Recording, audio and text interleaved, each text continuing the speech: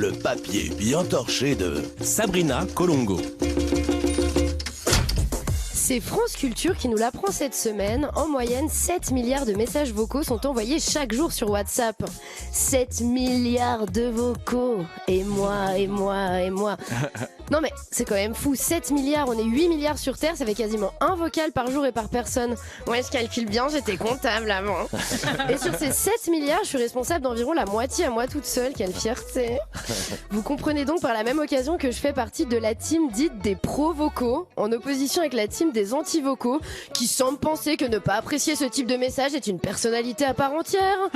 Oui, je ne mâche pas mes mots, je suis colère. En même temps, il faut bien reconnaître que le sujet est clivant. Il n'y a qu'à voir la réaction de mes collègues des bras cassés quand j'ai annoncé dans le groupe WhatsApp que j'allais traiter ce sujet. Ah oui, je précise quand même pour les auditeurs et les auditrices, on a effectivement un groupe WhatsApp des bras cassés. Bienvenue dans les coulisses du Star System, mes pupus. Bref, quand j'ai annoncé mon sujet, notre collègue Avril a réagi à mon message avec un emoji qui vomit. Rien que ça. C'est le même Avril qui, le 12 octobre dernier, m'a écrit les mots abominables suivants. Ah, tu ne me connais pas encore, je vois, je suis le plus grand anti-vocal de la planète. Ceci en réponse à un audio de seulement 18 secondes dans lequel je lui expliquais gentiment qu'il pouvait laisser la clé de chez moi dans ma boîte aux lettres après l'avoir gracieusement hébergé sur mon canapé. L'ingratitude du mec est totale. Mais il n'est pas le seul, loin de là. Notre collègue Lord Betrave, quant à lui, affiche fièrement la description suivante sur WhatsApp. Un vocal et je te bloque. Non mais la violence de ces mots est juste inouïe, quoi. Notez quand même l'audace de ces deux mecs qui détestent les vocaux alors qu'ils font de la radio. Avril a même un podcast. Bref. Alors oui, bon, bien sûr, chacun pense ce qu'il veut des messages audio, les goûts et les couleurs, tout ça, tout ça. Mais personnellement, je pense que les personnes qui sont contre les audios sont tout simplement des nazis. Oui, les mots sont forts mais justes. D'ailleurs, pour vérifier si le geste de Musk devant la foule était bel et bien un salut nazi, on devrait lui demander s'il aime les vocaux sur WhatsApp. S'il dit non, on sera fixé pour demain. Moi, j'ai une théorie. Je pense que les hommes qui n'aiment pas les audios sont en fait contrariés car ils doivent nous écouter sans pouvoir nous couper la parole.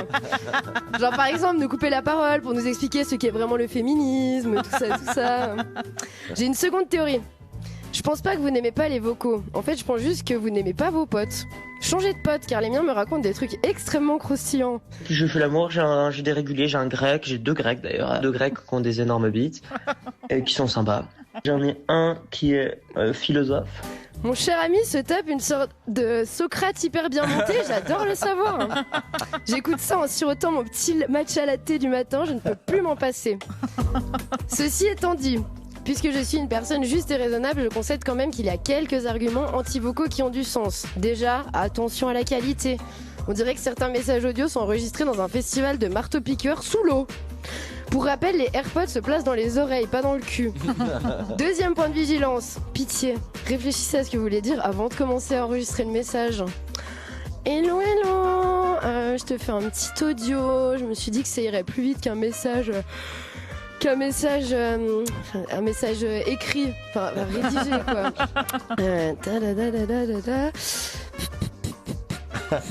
On disait quoi la dernière fois? Attends, ça m'est sorti de la tête. Ah oui, le... Putain, abrège frère, comme diraient les jeunes. Je finirai cette chronique par un message à tous les anti-vocaux de la planète. Sans trop vous en rendre compte, vous venez de m'écouter parler pendant 4 minutes à l'instar d'un message audio trop long. Cher.